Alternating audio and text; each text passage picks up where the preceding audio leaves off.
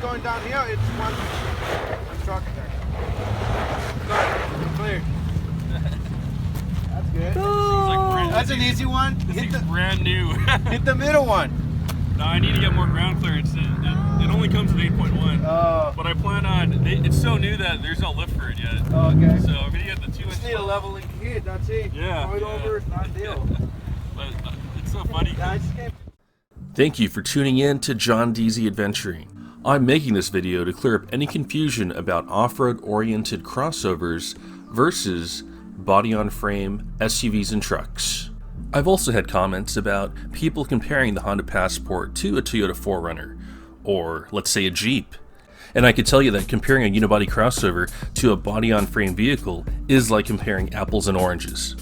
I really think it's going to be a choice between on-road handling and efficiency versus off-road capability. You need to determine what's going to be most important to you.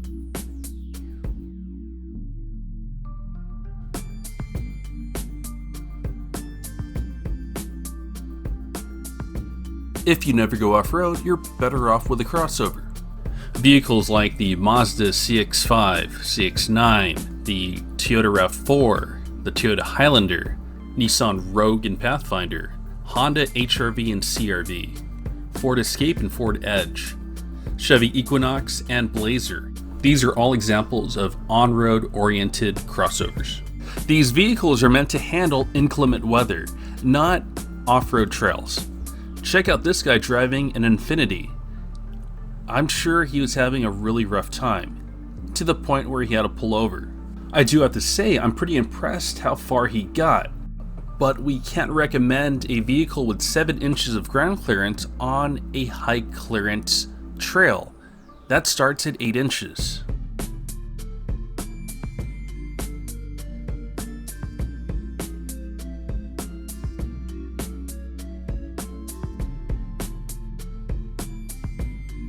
Now, if your goal is to recreationally off-road and do hardcore trails and overcome hardcore obstacles, a crossover definitely is not right for you, and you need to get something appropriate, like a 4Runner, a Rubicon, a ZR2, a Raptor.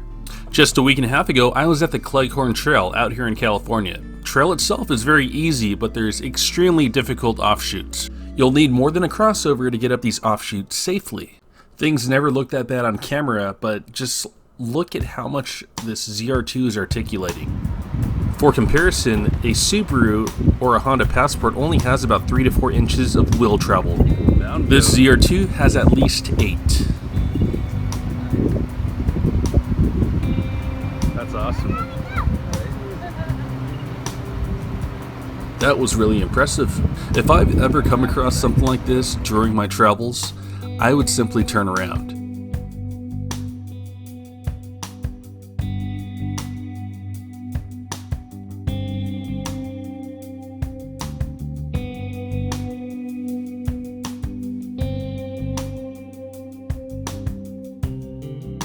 I know for many people, this trail is going to look really rough, but a lightly modified, off-road oriented crossover can take this in stride. If you're looking for a daily driver with light to moderate off-road capability, then an off-road oriented crossover could be right for you. This type of vehicle can also be great for overlanding. When you overland, your focus is not to conquer obstacles, it's to explore. And let's face it, here in the USA, you're mostly going to drive hundreds upon hundreds of miles on pavement only to hit a trail that's about 30 miles long. So this means you can't overland like they do in Australia or in Europe or in South Africa. So what are off-road oriented crossovers? These vehicles include all Subarus, the Kia Telluride, the Honda Passport, and then we also have what I consider true off-roaders, like the Jeep Cherokee and Grand Cherokee. They're just not as hardcore as their body-on-frame counterparts. I made this video to help you decide between an off-road oriented crossover and a true off-roader. There is a difference, and I want to make sure you pick the right vehicle. Please note that my advice is going to be based off of observation and my experiences driving my crossover vehicles. I also think it's important that I give you my history of vehicle ownership. This will explain why I drive what I drive today. Ending up with a Honda Passport was a trial and error process. One of the first cars I've owned was a 2003 Toyota Celica. It's obviously front-wheel drive, and it didn't do too good in the snow. My brother had a 2008 TRD Toyota FJ Cruiser, and I would borrow that thing so I could drive it up to the mountains and go snowboarding. One thing I didn't like about the FJ Cruiser was how much fuel it consumed. It was crazy. It had I think a 19-gallon gas tank, and I was constantly filling that thing up. I think I would drive to work about, 3 to 4 days, and I'd have to fill up again. Another thing about the FJ Cruiser is the poor road handling. It's sloppy on the freeway, you float around, and to make things worse, there's something called a steering dead zone. So for half a centimeter, as you move around the steering wheel and try to make micro adjustments, it won't do anything. I understand why people drive FJ Cruisers, but I just knew that it wasn't for me. In 2013, I was looking for a new vehicle. I wanted something fuel efficient and handled on-road better while still being capable enough to drive me through snowstorms. There was a little crossover called the Nissan Juke that was getting pretty good reviews and was supposed to get me 30 mpg highway. This is exactly why you can't trust reviews. This car was terrible. I never got any better than 22 mpg highway. It wasn't too long that consumers found out that a small 1.6 liter engine matted to a small turbo was not a fuel efficient thing. And that's because that small turbo is constantly being boosted, and when you're constantly boosted, you're burning fuel that something like a V8 would burn. The Nissan Juke was short-lived. After about a year of ownership, I went into CarMax and I said, I want out of this thing, get me into something else. The salesperson came back and said, how would you like a 2010 WRX? And I said, wow, I never thought I could afford one. And it was used, and it was affordable. The WRX was amazing. It's the fastest car I've ever owned. So for those of you that don't know, it's capable of doing 0 to 60 in 4.7 seconds. That's with a perfect launch though. I think I've done that one time in my life. What's even more amazing is that now I was getting a legit 27 to 28 mpg. And this is all in a vehicle that's capable of doing the quarter mile in low 13 seconds. I had some fun times in this vehicle, and this is when I started actually camping, and I discovered dirt roads, and then I started doing light off-roading with my 6.5 inches of ground clearance, which at the time wasn't too bad. It was comparable to, let's say, a RAV4. In some cases, it has better ground clearance than some crossovers. But the main problem with the WRX is cargo capacity. I actually purchased a cargo carrier for it to make up for the 11 cubic feet in the trunk. I also found out that off-roading in stick shift is kind of difficult, especially when my first gear was a 10-to-1 ratio. First gear was really tall. It was made for drag racing. First gear went all the way up to 44 miles per hour. That's ridiculous. After owning the WRX for 3 years, I decided I needed something bigger and easier to drive off-road. I went back to CarMax and traded in my WRX for a 2015 Forester XT. There were many things I loved about this vehicle compared to the FJ Cruiser. I was very happy with it. Until that one day my CVT died. Now I don't want to freak out owners of modern Subarus with CVTs. The Forester XT just happened to have some of the lowest reliability ratings out of all Subarus, so don't worry if you have the other models. Well, unless you have a Subaru Ascent or the 2020 Outback XT. They use the same antiquated TR690 transmission found in the SJ Forester XTs. There's already many legit reports of the CVTs failing in the Subaru Ascent. I mean, you take a bigger vehicle, a heavier vehicle, and you have the same TR690 transmission. What do you think is going to happen? I'm not trying to dog modern Subarus with turbos and CVTs, but I'm worried about you guys. I'm genuinely concerned about the people that view my channel. So back over to my Forester XT. After I received it back with a new CVT transmission, I had to make an executive decision. Do I continue to drive it with the possibility that the CVT is just going to die again in another 2 years? If that happens, I won't have a warranty to fall back on. I would have to pay out of pocket. For anyone that's interested in purchasing a Subaru, you'll have to do this. Google, what does it cost to replace a Subaru CVT? The transmission itself costs around $6,000, and if you factor in labor, you're looking at around $8,000 or more to replace your CVT. 90% of all Subaru-equipped CVTs have to have a full replacement. Rebuild kits are not really optional. So that's why I knew I needed to move on away from the Subaru CVT vehicles.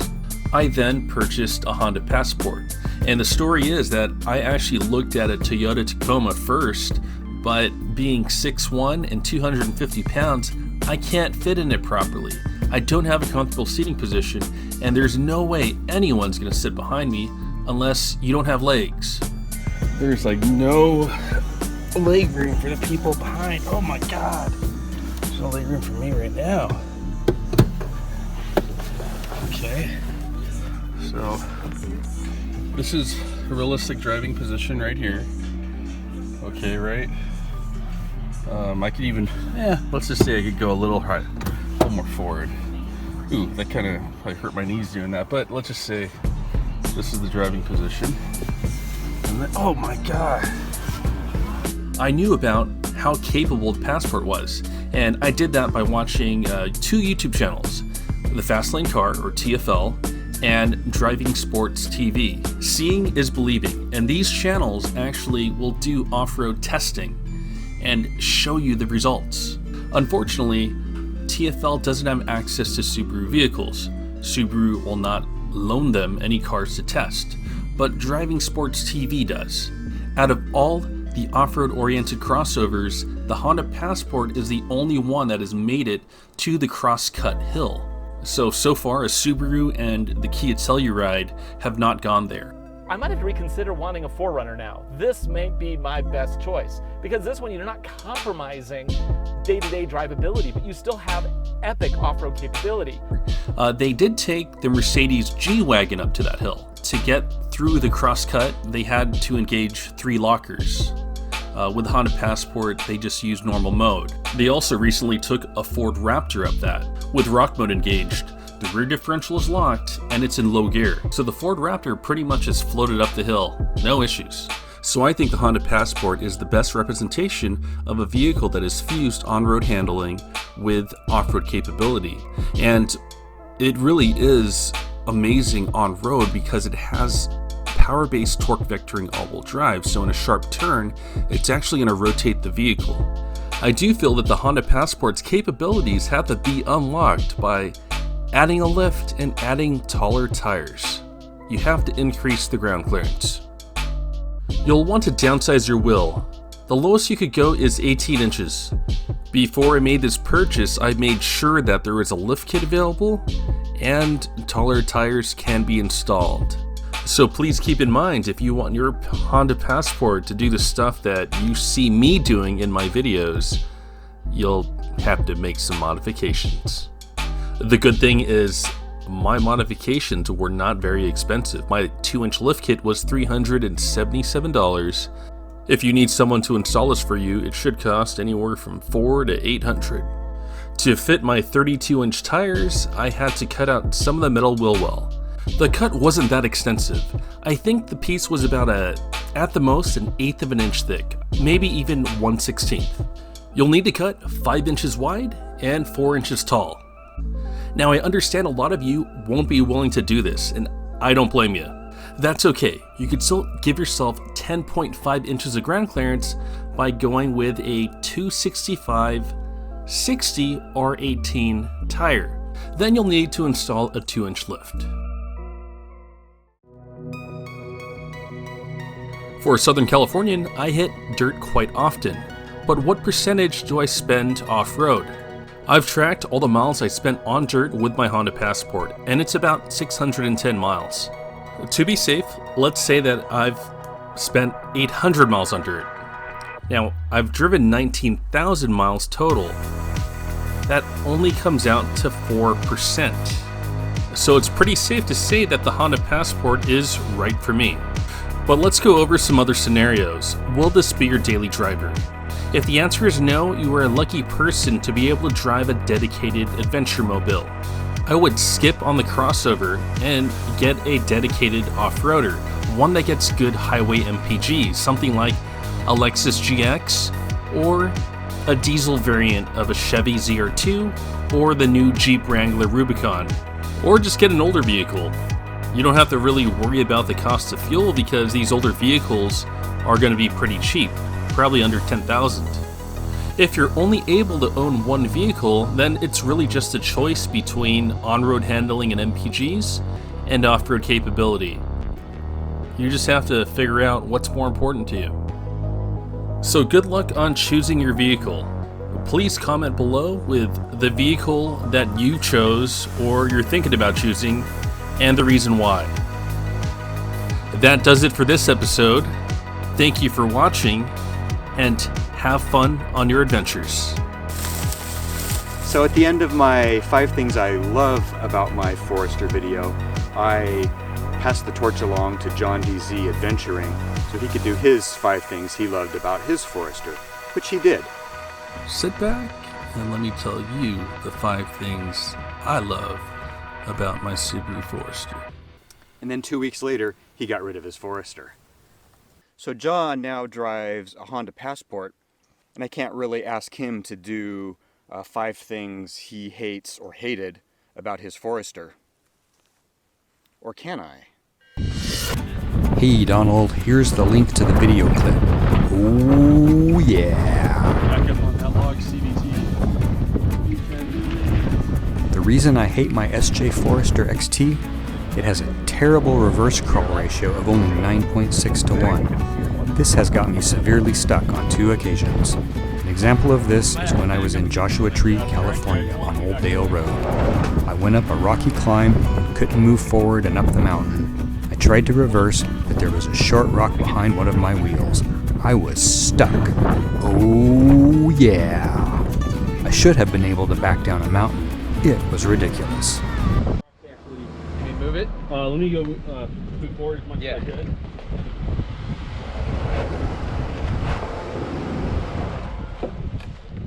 Okay.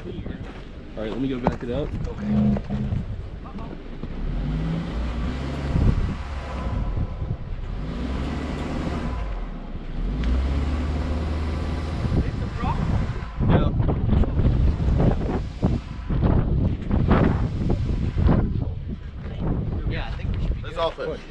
Wait, hang on. Let's put a rock down here so he can climb up. 1. Okay, going forward. Yep, 1, 2, 3, go.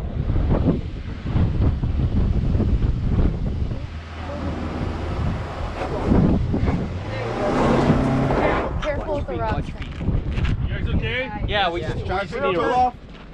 Traction control off. Yeah, it is. we need to rock it. Yeah. So, let me try to go back so I can go up this little. Yeah, probably better. Yep. Maybe you guys want to push me from the front? Yeah. Go back, you good. You good. Rock it. You want to change the line? Okay. Maybe climb this line right here. Climb it up this way.